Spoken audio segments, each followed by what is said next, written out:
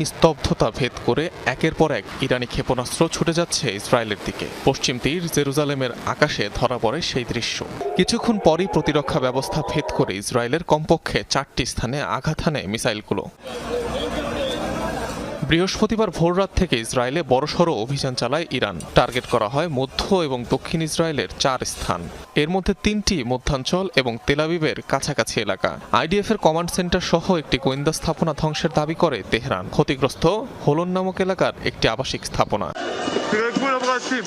দক্ষিণ ইসরায়েলের বীরশেবায় একটি হাসপাতালে সরাসরি আঘাত হানে ইরানের ক্ষেপণাস্ত্র। পাশাপাশি শকওয়েভের কারণে মারাত্মক ক্ষতিগ্রস্ত হয় ভবনটি। ভেঙে পড়ে ছাদের একাংশ। ব্যাপক ক্ষতির কথা স্বীকার করলেন প্রধানমন্ত্রী নেতানিয়াহু।